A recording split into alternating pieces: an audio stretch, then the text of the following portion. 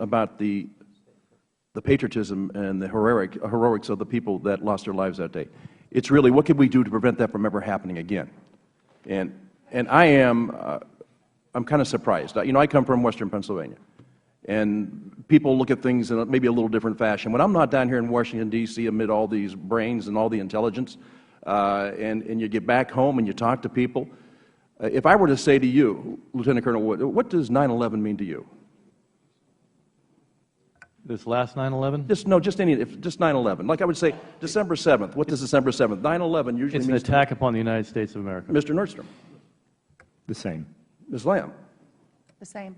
Ms. Ambassador. Absolutely, sir. Okay, so if you can all connect the dots right here, why in the heck did it take so long for all these highly briefed and intelligent people to try and figure out that it actually wasn't a 15-minute YouTube video? It actually was a 9/11 event, a terrorist attack? Now, I don't know that this stuff about what's classified and not classified is getting confusing for me, because I sat in a members-only briefing, and Mr. Chairman, I asked, and this is on September the 20th, with Secretary Clinton and some other personnel. Is that something we're allowed to talk about or not allowed to talk about? If it was in a classified setting, the only thing that I would think would be appropriate is any inconsistencies you've seen in testimony today you could relate.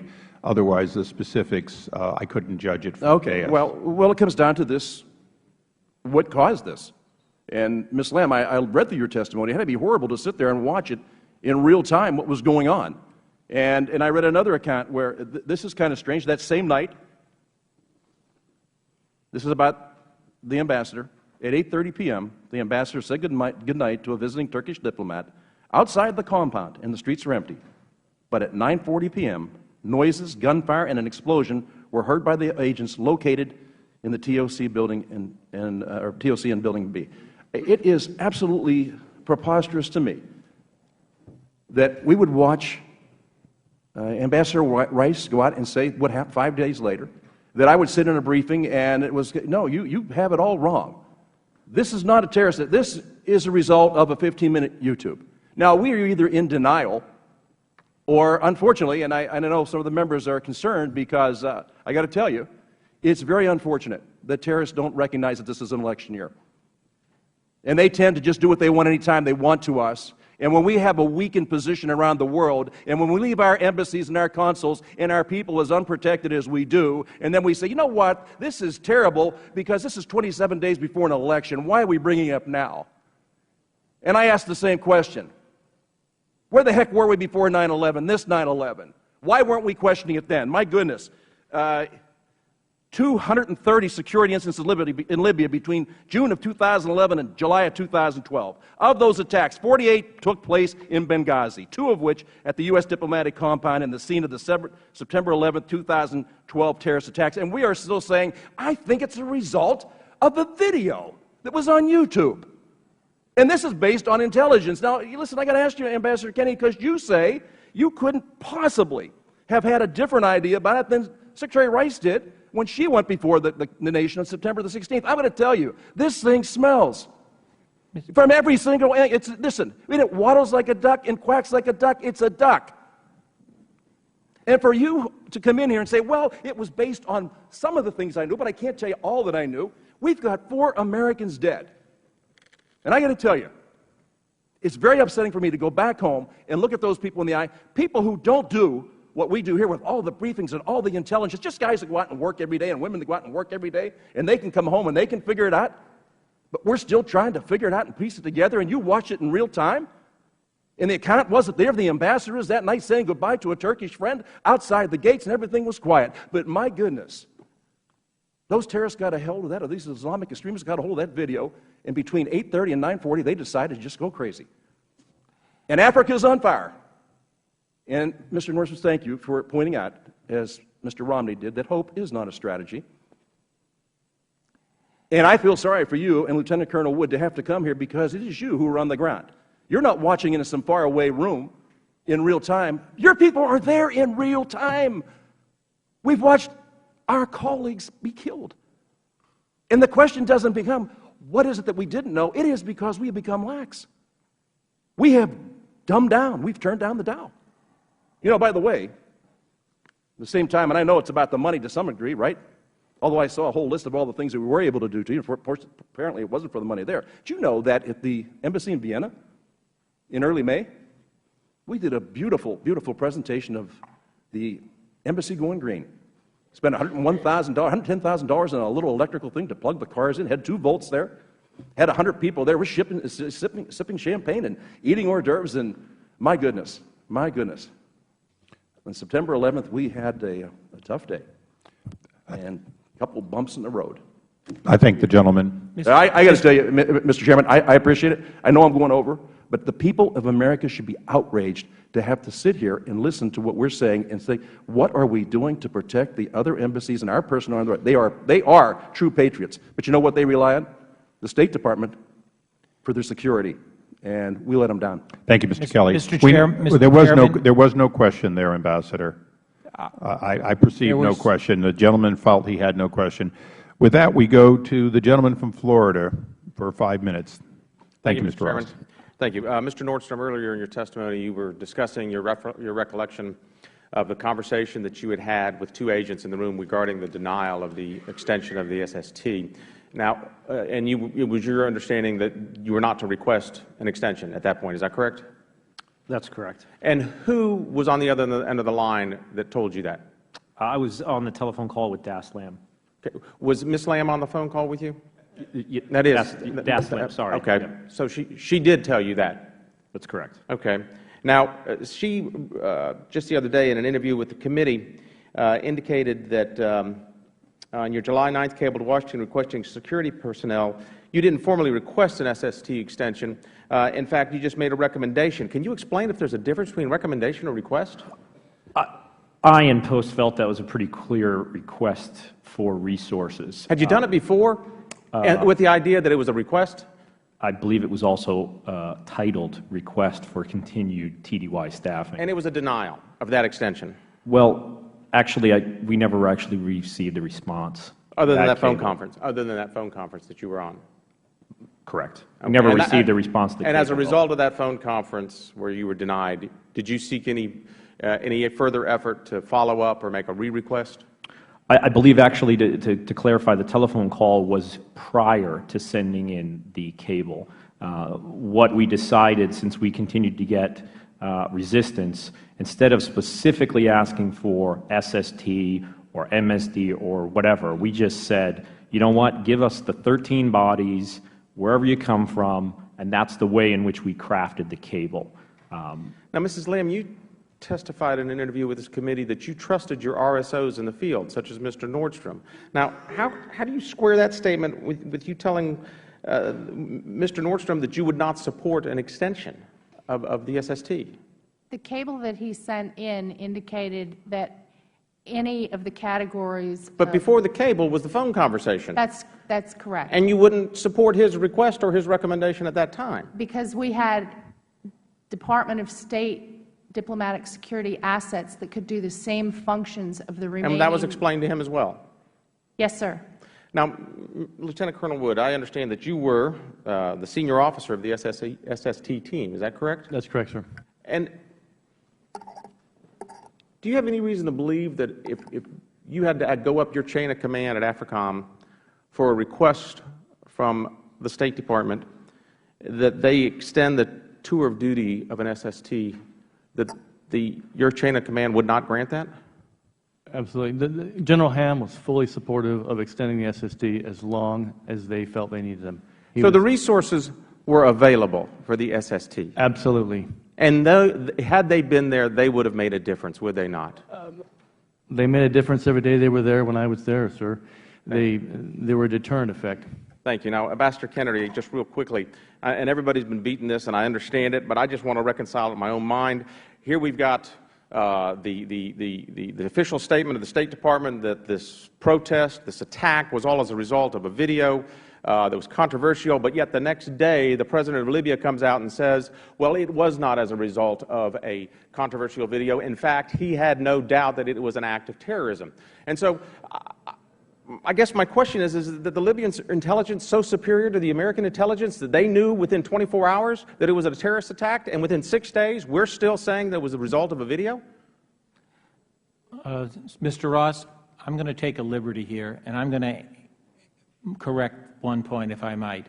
You asked the Colonel, would his team have made a difference? No, sir, you're in my time right here, so I have to control this. His team was not. The gentleman from Florida controls the time for the questions he wishes to ask. Very good, sir. So the intelligence between the Libyans and the Americans just wasn't the same. Apparently, they were more superior. Now, if they were more superior in their intelligence, and you testified just earlier that you were still gathering information, that's why you didn't say it was officially a terrorist attack, then why in the world did you say it was anything at all when you put Jay Carney out there and Ambassador Rice to say that this is a result of an inflammatory reaction to a controversial film? Sir, it begs the question, what happened? Was it as a result of political pressure trumping professional protocol? Was it not? Mr. Ross, I have been a career Foreign Service officer for 39 years. I have served every president since Richard Nixon. And I have directly served 6 Secretaries of State, Democratic and Republican. On my honor, none political pressure was applied to me in this case by anyone in the State Department, at the National Security Council, or at the White House. Then it was a professional protocol malpractice. I yield back. I thank the gentleman. We now go to the gentleman from South Carolina, Mr. Gowdy. Thank you, Mr. Chairman. Mr. Chairman, for almost a year, there was an escalating pattern of violence directed towards the United States and other Western targets in Libya. Attacks on the consulate in Benghazi, attacks and assassination attempts on the British ambassador, attacks on the International Red Cross, attacks on courthouses, judges assassinated, culminating on September the 11th, and the murder of 4 Americans, including our ambassador to Libya. Before those 4 murders, Mr. Chairman, just a few weeks before that, our embassy in Libya said this to the Department of State: the security condition in Libya remains unpredictable, volatile, and violent. So, Mr. Chairman, despite what would appear to any reasonably objective observer as an escalating pattern of violence, including sophistication, coordination, and management, this administration blamed the murder of our ambassador and 3 others on a video. Don't take my word for it, Mr. Chairman. Let's look at what Ambassador Rice herself said. Our current assessment is that what happened in Benghazi was, quote, in fact, initially a spontaneous reaction. I don't know what the phrase in fact means in diplomatic legalese. I can tell you what it means in a courtroom, Mr. Chairman. It means it's a fact. And she went on national television and she said, not as this ambassador has said, that I'm not going to speculate, that I've got to get all the information. She said, in fact, this was a spontaneous reaction to what had just transpired hours before in Cairo, almost a copycat of the demonstrations against our facility in Cairo, which were prompted, of course, Mr. Chairman, by a video, is what she said. And then she proceeds to say the attack was spontaneous.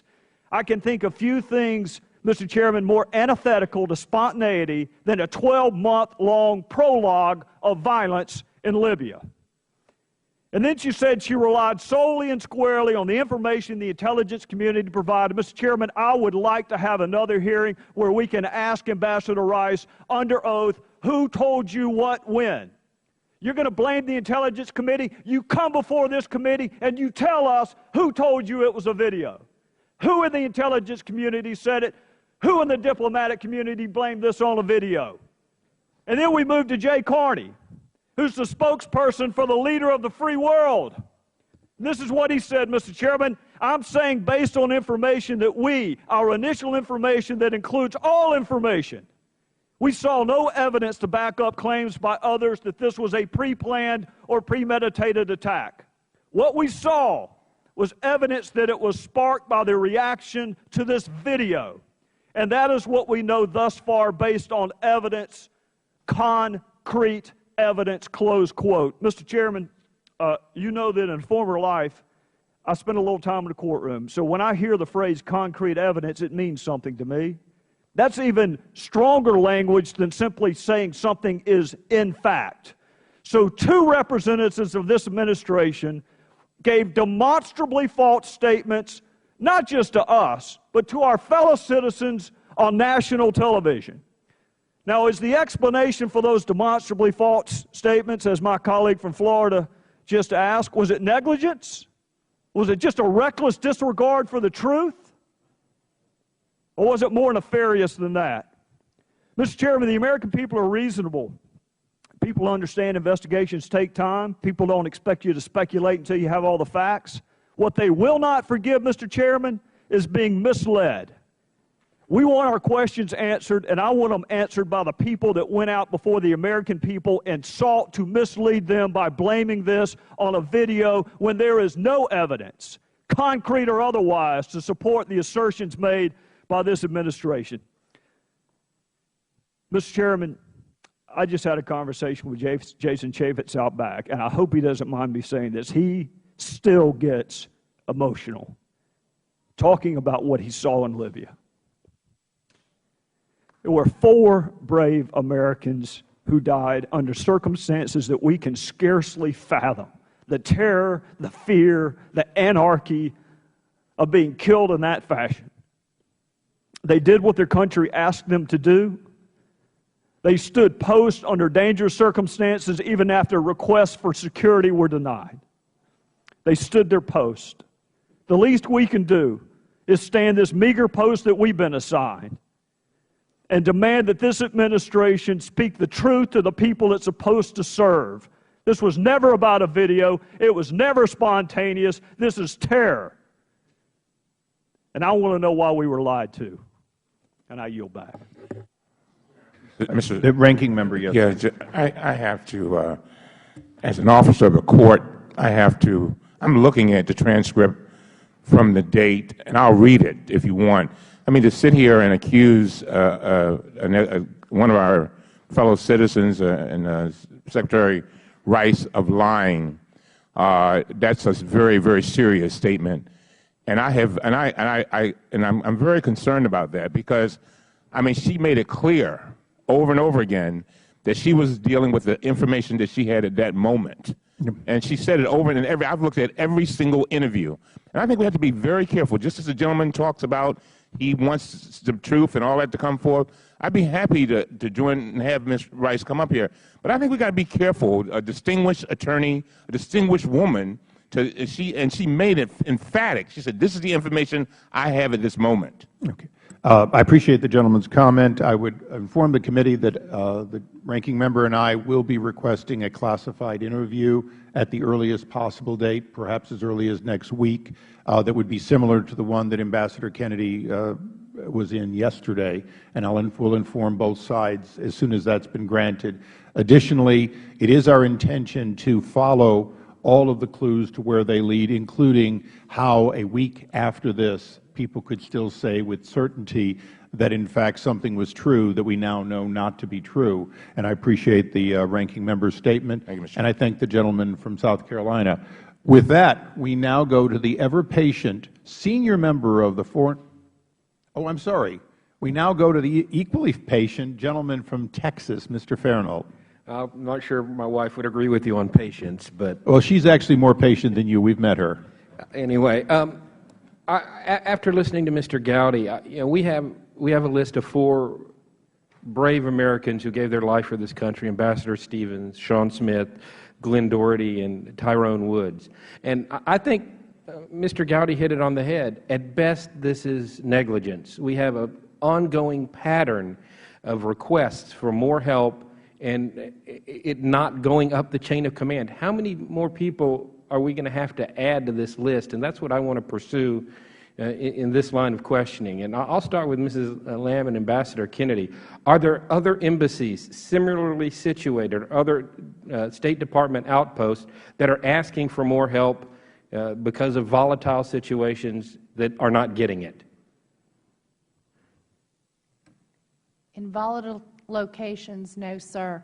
RSOs just need to confer with their post management because it's a matter of bed space and logistical issues and the request and the justification for what these personnel will do. And it's granted. If we don't have permanent assignments to put there, we immediately put temporarily assigned agents there. So there's not a budget problem. It's not y'all don't have the money to do this? Sir, if it's a volatile situation, we will move assets to cover that. But would you have considered, at the time, did you consider Libya to be a volatile situation? Sir, absolutely. And the desk officer sat down, talked and sent emails and came to an agreement with Eric Nordstrom.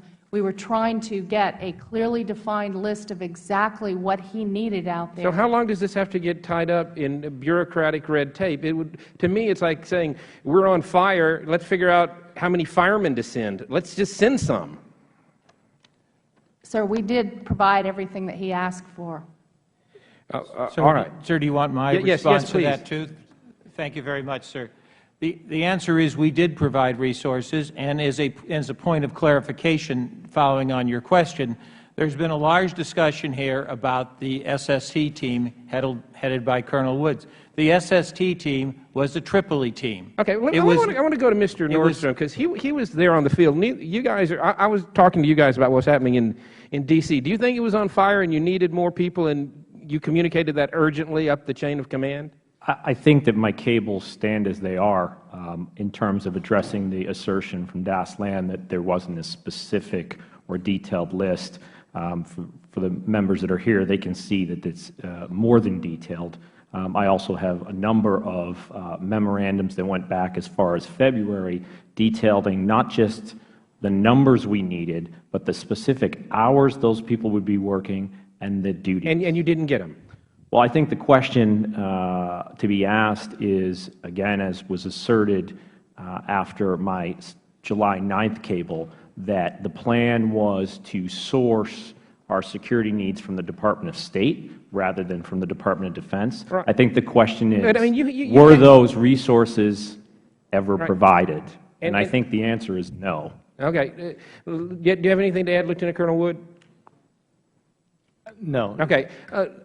I realize you guys don't, Lieutenant Colonel Wood, Mr. Nordstrom, y'all don't have the level of information that Ms. Lamb and Ambassador Kennedy have, but having been in the biz, so to speak, do you think there are other embassies out there and other State Department facilities similarly situated to what we had in Libya that are at risk today?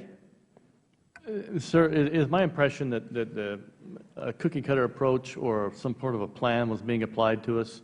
That was what we felt down there in the field as we tried to work this situation. And certainly Libya met none of those requirements. And as a former military person, historically it's been the Marines that have protected our embassy, and for a variety of political situations, and I need point no further than Iraq with the huge amount of money we're spending to protect our embassy with contractors, when for political reasons or whatever, we are not putting Marines in. Do you think that's a good idea, that we're doing that, we're not relying on the Marines?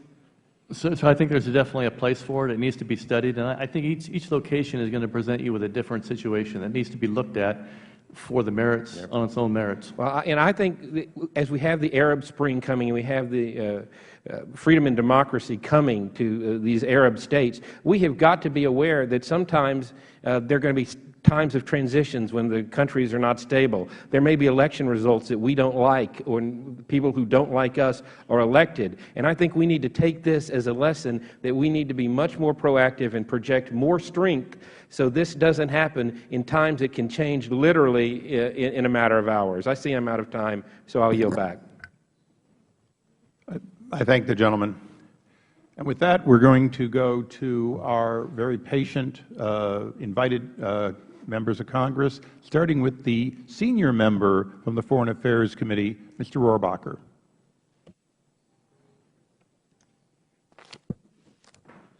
Thank you very much. Thank you very much.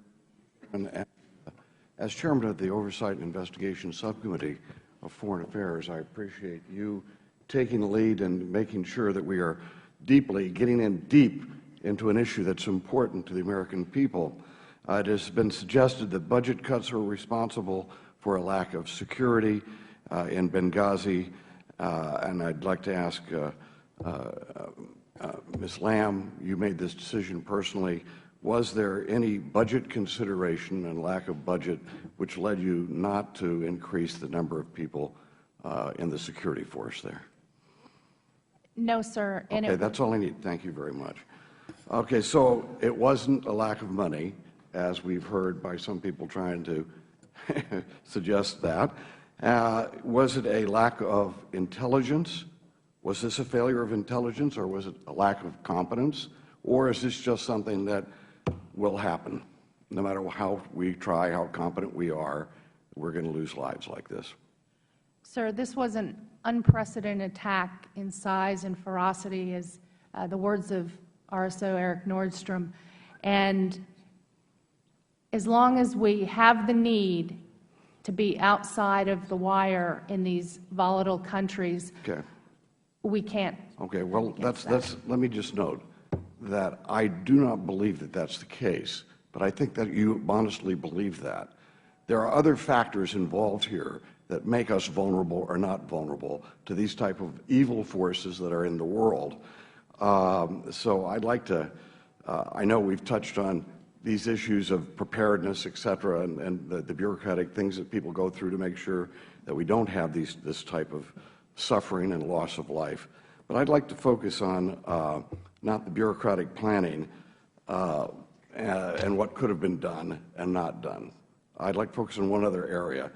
We heard from one of our colleagues a list of names of those who killed during the Reagan administration who were killed by terrorists.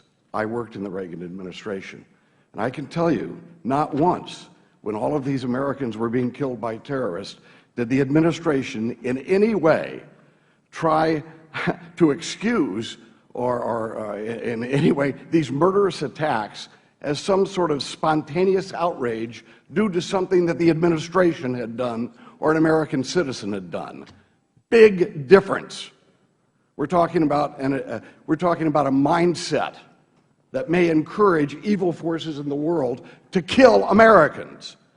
This administration has been bowing and scraping to try to prove its sincerity and friendship-seeking to the Islamic world since day one. It has projected not strength, but weakness, and has demoralized our friends and emboldened our enemies, which perhaps had something to do with people who took a long time to plan out this kind of attack. This mindset might be seen in a psychological minimizing of the threat of radical Islam in general, and maybe even specific situations. This mindset might also be seen in situations like this when we're trying to describe and come to the realization of what happened in a horrific terrorist attack on our people. For example, there is a mindset that might lead people who are here testifying not even to use the word terrorism in their testimony when we're talking about a terrorist attack that murdered our ambassador. That's not your fault, but there's a mindset there somewhere that says the word terrorism doesn't come into your written testimony. I would also suggest that we need that mindset maybe when people jump to the conclusion, because it's an easy conclusion, to blame a filmmaker and let terrorists off the hook for responsibility of these terrorist acts. Yeah, that mindset of minimizing the threat of terrorism and blaming it on us. Freedom of speech in America, we permitted a film that created outrage overseas instead of putting the blame where it belongs. And that's where the testimony from Mr. Kennedy comes in. Mr. Kennedy, we need to understand that whole scenario after this event, to understand the mindset that may be at play here. We need to understand the scenario of what happened. 6 days afterwards, we know the American people were given false information about who was responsible. You are here today, and you're unable to give us a view of how that came about. And the fact is, as far as this member of Congress is concerned, you were engaged in stonewalling or a cover-up or whatever it is. Let me ask you flat out. Did anyone tell you not to answer this question? Absolutely no one. So you have taken it upon yourself not to answer what is a simple scenario. When did you first know about this? Or as they said during the Nixon years, when did you know, what did you know, and when did you know about it? But you're not able to give us that answer. If I could respond, sir. The gentleman's time has expired, but the ambassador may respond. Let me quote exactly what Susan Rice said on that Sunday talk show. But our current assessment, based on the information that we have at present, is that, in fact, what this began as was spontaneous, not premeditated. Right. She said very specifically, based on our current assessment. And, Mr. Chairman, the retort to that is we're not just talking about her one statement. This is, if you notice, this innuendo and this blame for the time immediately after was what we all heard about it. It was the film. How many times didn't the Secretary of State use the word the film? So it's not just one speech that you're talking about, which you may or may not be correct. This is something that we need to get to the heart of the matter. Thank you, Mr. Chairman. I thank the gentleman. We now go to a gentlelady from Florida who is extremely familiar with law enforcement and how it is to be worked. Ms. Adams. Thank you, Mr. Chairman, and thank the committee for allowing me to sit here today. Ms. Lamb, I am a former law enforcement officer, as I know you've stated you are. So I'm going to go along that line. As my colleague is a prosecutor, we tend to listen very intently and are trained to do so. So I believe you'll understand some of the questions I'm going to ask you. And yes or no is fairly easy on some of them. Like Mr. Burton asked you, was it your sole discretion to deny the extra manpower? Yes or no? Your sole discretion. Was it your sole discretion to deny the request from Mr. Nordstrom? No. Who above you had to approve that? The response cable would be approved by two senior. And who are they? The Director of Diplomatic Security and the Assistant Secretary. Names, please. Scott Bolkowitz and Eric Boswell. Thank you. Now, as a former law enforcement officer, I recognize there are certain dates that law enforcement across our great nation prepare for, because we believe they are significant to certain groups, one of which is September 11th, and it is significant to which group, Ms. Lamb? Which group would make that significant? I'm not sure I'm following your question. Which terrorist group finds September 11th significant? I'm sure all terrorist groups would find. But mostly al-Qaeda. Would you not agree? Yes or no? If you don't agree, say you don't agree. Yes, I'm sure. Thank you.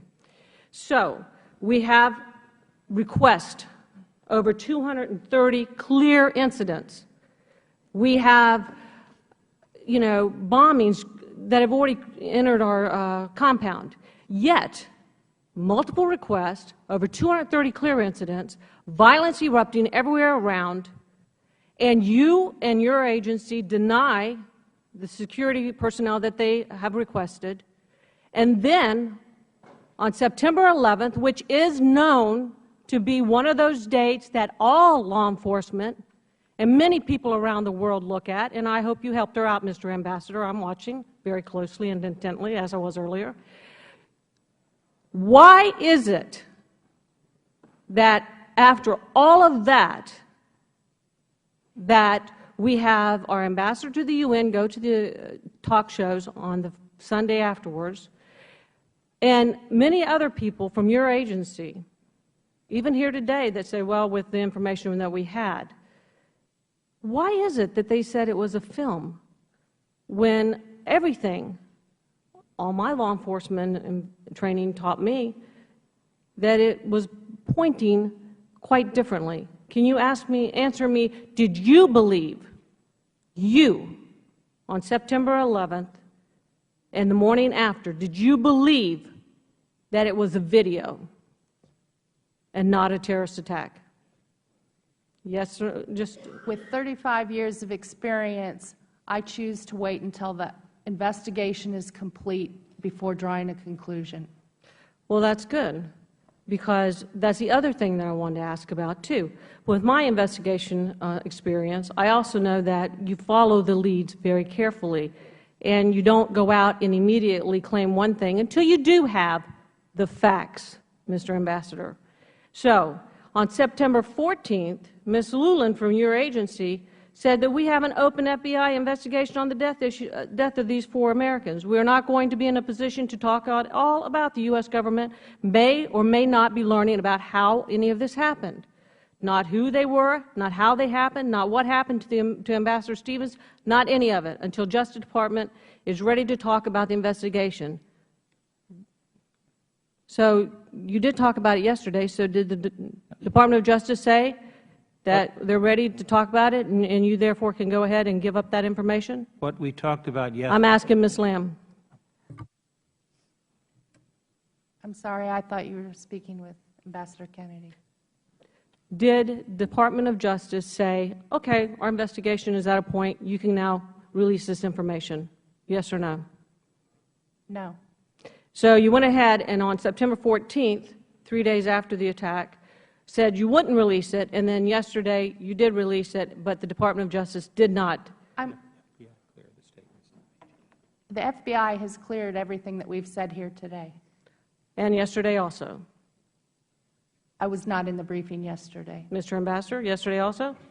The material we used yesterday was drawn from the same pool that the FBI cleared.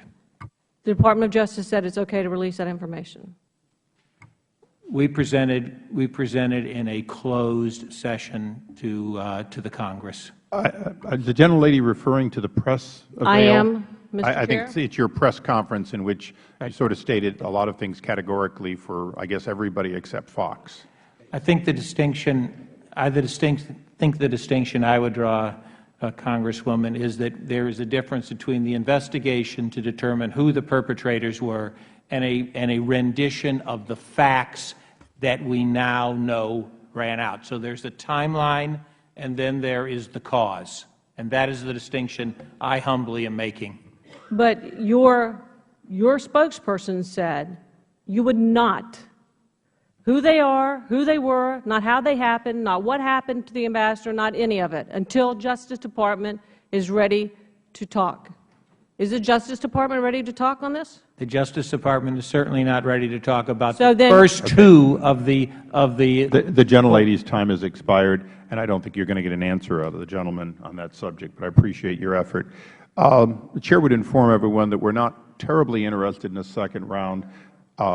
I'm going to ask a couple of very quick clarifying questions, and then if anyone really has a burning desire, they may. Otherwise, we'll conclude.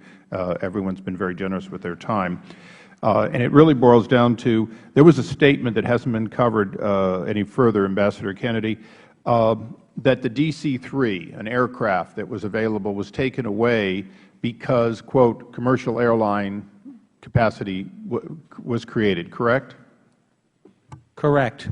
Okay. So why are there 5 fixed-wing aircrafts, at least one of them very big, quite a few of them big, and 35 helicopters in Iraq, even though they have commercial aircraft? There is no safe commercial air service available within Iraq. There is safe commercial air service available to and from Libya, sir. Okay. So Libya is safe, Iraq isn't. In terms of air service, specifically to move people in and out of the country. Okay. I just want to make it clear.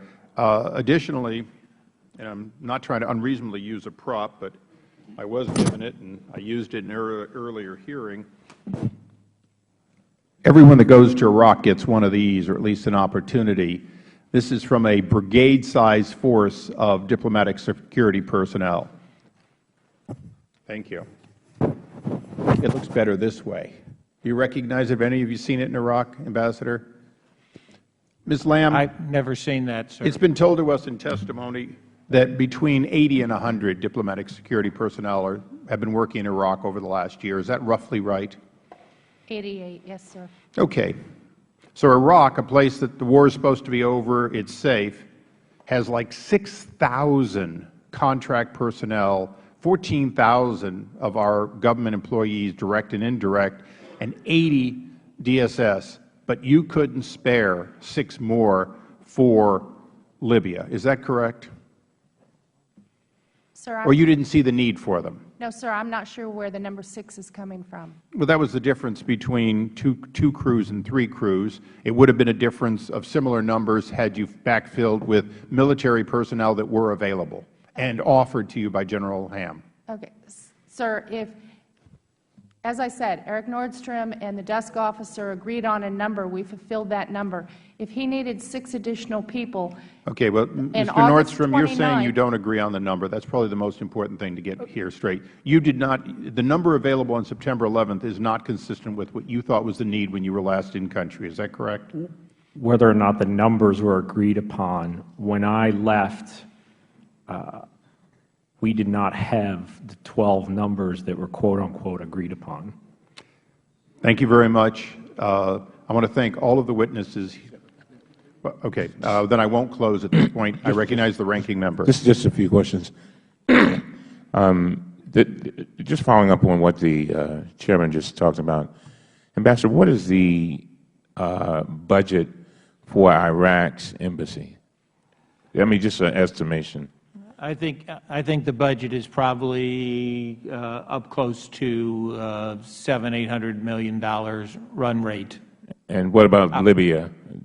Much smaller than that, sir. I'll have to. I didn't bring that exact number with me. Ms. Lamb, you have been. I listened to the description that you gave, and of what happened. And somebody asked the question a moment ago, basically, why you made the decisions that you did make. And I got to ask you, I mean, I'm assuming that you were always concerned about the safety of the folks that were there. Is that right? Absolutely. And you, I assume you used your best judgment trying to make those decisions? Absolutely. In fact, we sent an email to Post right before the last MSD team left, offering to leave them there to continue training, even though they didn't have the full complement for another class of armed bodyguards. And basically, we gave Post 2 options. If they needed them, they could keep them there. We'd be happy to train a lesser class. And then we also gave the option that we could come back a month later and train a full class. And Post chose to allow the MSD team to leave and come back at a later date. And these are assets that would have been on the ground there as well. The reason why I'm asking you these questions is because I'm just trying to put myself in your place. Correct. Right now. And the implications that you are either incompetent, that you didn't give a damn, or you're some kind of Scrooge. And I don't think you're any of those. And I just want you to I'm just giving you an opportunity to respond to that. Sir, we do have limited resources, and it is very important that we have our regional security officers in coordination with their emergency action committees at Post and with their ambassadors clearly lay out and articulate exactly what they need and why they need it. And Eric Nordstrom did a fantastic job. He had a very difficult job as the first RSO going in there. And sometimes putting pen to paper and sitting down and coordinating a transition exit strategy, especially for the SST, was very difficult. And we engaged him on a regular basis to try to come up with this exit strategy that we could all agree upon and to move into it gradually. Every time the Mobile Security Division left, there were 3. Before each team left, they spoke with RSO Nordstrom and they spoke with the ambassador at Post, and they reviewed everything they have accomplished and what the Post needs still were going forward, and they got permission to leave before they left Post. Are you satisfied with your decisions? I made the best decisions I could with the information I had, sir. Thank you very much. Thank you. Mr. Kelly, you wanted to make a brief statement closing. I did, Mr. Chairman. Thank you. And all of you, thanks for being here. Listen, I know there's incredible pressure put on you, but you're all part of the executive branch, not so much the 2 officers, but You know, there is a time, and I said earlier, these things come at a bad time, and people talk about being 27 days before the election. But every once in a while, you have to worry more about running the country than running for re-election. And you have to make the decisions as the executive. And you have to make sure that the staff you have on board is really somebody that you can rely on all the time. These folks have to rely on you to make the decisions. While we can do some things with appropriations, some oversight, it does come from the executive branch, and all these things fall into place. If you look at the organizational chart of this government, the State Department, Secretary of State has a great deal of responsibility. We lost 4 American lives. And I would think that as we go on, we have to ask these type of questions, and we have to ask, what did we learn from the losses? And if we do have people out there that are in harm's way, are we protecting them the way we should? Are we making the commitment to them that made aid to us? I mean, they put their lives on the line, and then I keep hearing about, well, we didn't have the resources, but that's not true. It's priorities that count. How do you prioritize those monies that you have? And I got to tell you, I've watched this thing now since September 11th. I'm trying to understand why in the world we've sat back and we're continuing to try to find out who to blame. The blame is that there's a group of people in the world that are really bad people, but we have to be able to deal with them. The other question is, we put our people in harm's way. Did we do the best job we could to protect them? They put their lives on the line. Did we do everything we could to protect them? And after what's happened in Benghazi, what have we learned from that? And I know I saw you're in law enforcement. Yes. And I would tell the CSI Benghazi, there is not a crime scene that's been more contaminated than the one that's there right now. How would we learn from that after what we've allowed to have happen? So I know that it's been a long day for all of us, for you specifically, but for those 4 Americans and the families that lost those lives, it's a much longer day. And for those, Lieutenant Colonel Wood, Mr. Nordstrom, those are your colleagues. It hits you deeper than any of us. So I do appreciate you being here. I know how difficult it is, but I would like to say that as elected officials, we have a commitment to do what when we took our oath of office. It has nothing to do with Republicans or Democrats. It has to do now with Americans and patriotism, and we better start to be able to look at this and place emphasis on where it needs to be. And Mr. Chairman, I thank you very much. I thank you. Mr. Jordan. Thank you, Mr. Chairman, and I'll be brief here. You know, in a 13-month time frame, we had 230 security incidences in Libya. When the 231st happens, the administration blames it on a video.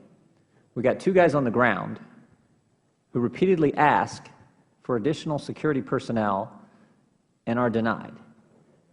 Denied by people who've never been to the country they've been in for months at a time. There's a process in place, according to Ambassador Kennedy's testimony and statements, where professionals come together and they make assessments and decisions about what the field is requesting. Earlier, not in my question with you, Ambassador, you said factors that you look at, and I didn't get all of them listed, but 3 that I did jot down: stability of the government, threats against it, and facility concerns. Well, certainly in those 3, there was nothing in Libya that would say they shouldn't get what they're asking for. The stability of this government is a transitional government. That's the name of it. Threats against us, we had 230. Facility concerns, you've admitted that in testimony the facility wasn't up to code.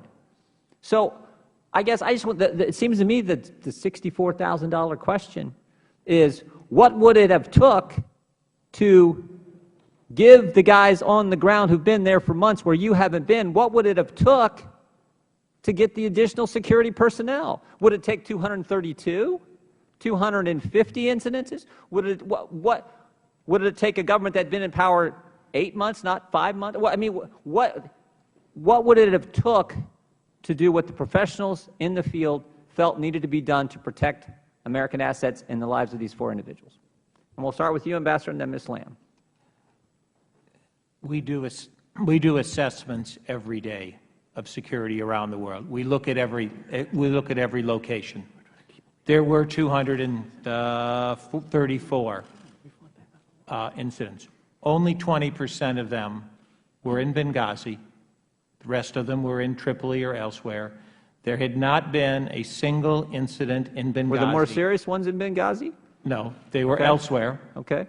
There was not ever a single incident in Benghazi of the lethality and the nature of the armed attack, which I pointed out is almost unprecedented. Therefore, we then work very, very carefully. We cannot end the risk to our people overseas. The State Department must go into harm's way. We attempt to mitigate that level of threat. And if we cannot mitigate the level of threat, we will withdraw our people, as we have done. I mean, the British ambassador, was it assassination? Our embassy was bombed twice. I mean, I guess what we want to know is, what does it take to, again, this is not Congress saying, oh, you need to send. These are the professionals in the field who say we need more security personnel in Libya. Okay, maybe all over this is for Libya, the whole country, and you guys say no. And you allude to in your testimony this process of considered judgments of experienced professionals in Washington. Well, I want to know what those considered judgments of experienced professionals, 234 incidences in the country, violent attacks on our embassy, on ambassadors. What does it take? As what I said, Mr. Jordan, there was not any actionable intelligence, as the Director of National Intelligence had said. Are these guys professionals? These guys do their job right? Would you agree to that? These guys said they needed more help. If I could finish my statement, sir, please. All right, then I want to go to these guys. There was no actionable intelligence that was available that indicated that the word of Mr. Nordstrom and Lieutenant Colonel Wood's not good enough? There was no actionable intelligence indicating that there was a plan or any indication of a massive attack of the nature and lethality. Yes, absolutely. There was a single rocket-propelled grenade fired at the Red Cross. There was an attack on the British compound. We analyzed those things. And I should also note that, for example, the French and the Italians and the United Nations looked at that same threat stream. Mr. Nordstrom, do you think they were ever going to give you what you wanted? Do you think what do you think would warrant actually them saying, you know what, these guys know what they're talking about. We're going to meet their request? Thank you for asking that question. I actually had that conversation when I came back on leave and for training in February, and I was told by the regional director for Near Eastern Affairs that there had only been one incident involving an American where he was struck by a celebratory fire. It was one of Colonel Wood's employees. The takeaway from that, for me and my staff, it was abundantly clear we were not going to get resources until the aftermath of an incident. And the question that we would ask is, again, how thin does the ice have to get before someone falls through?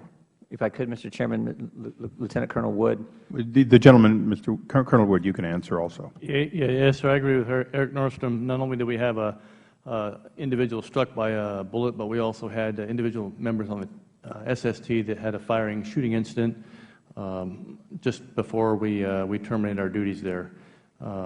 Again, pointing to the instant ability for anything to happen there. It was an attempted carjacking, and there was shots fired going both ways. If I could, Mr. Chairman, Lieutenant Colonel and Colonel Wood and Mr. Nordstrom, were you pulling your hair out? Were you just flabbergasted that, like, what can we do? What can we say? What can we put in writing? What can we say on the phone? What else can we do? Was that your sense, an attitude when you got the answers from Washington that you did? We were fighting a losing battle. We couldn't even keep what we had. We were not even allowed to keep what we had. If I could add to that, it was, I told the same regional director in a telephone call in Benghazi after he contacted me when I asked for 12 agents. His response to that was, you're asking for the sun, moon, and the stars. And my response to him, his name's Jim, I said, Jim, you know what makes most frustrating about this assignment? It's not the hardships, it's not the gunfire, it's not the threats. It's dealing and fighting against the people, programs, and personnel who are supposed to be supporting me. And I added it by saying, for me, the Taliban is on the inside of the building. Mr. Chairman, I want to thank our witnesses, in particular Mr. Nordstrom and Colonel Wood, for coming forward. Thank you very much, gentlemen. I want to thank all of our witnesses additionally. In the case of Lieutenant Colonel Wood and Mr. Nordstrom, if as a result, perceived or actual, of your testimony here today, you're in any way approached or anything happens in your professional lives with the United States government that you have any questions about, please come to this committee. We take the work of whistleblowers and people who give testimony very seriously. You've been critical to bring out things that would not have come out of the ordinary course of the administration. I'm going to close only with two comments that I took away from today. One is that you don't reduce security at the same time as you're increasing hazardous duty pay. It doesn't make sense. I haven't heard that question asked and answered. I've only heard that it occurred. And I think the State Department should take away from today an understanding that that sends a message that says, we'll pay you for the risk. We will not pay to have you made safer. That's the impression that anyone would get if you reduce the staffing below recommendations or requests and then increase the pay. I don't think that's what the men and women who serve us overseas want. I know that pay and compensation for hardship is important, but safety comes first, especially on these unaccompanied assignments. Lastly, Colonel Wood, I have a Marine fellow that works for me. Actually, I have a former Marine fellow on the side there. The United States military very generously delivers people for other branches for their needs, and in return, those individuals come away understanding and more able to do a variety of jobs. Your time working with the State Department is invaluable as you continue your career. I would only say that whether you're talking to your National Guard commanders or the SecDef or others, that we do appreciate the fact that our men and women have varied careers in which they can assist others with assets that would not be available and then take that back to their units. And I want to thank you for your service and use you as a conduit for so many men and women who around the world have added to what otherwise would not be there in the way of security and protection. And with that, we stand adjourned. God bless you guys. Thank you.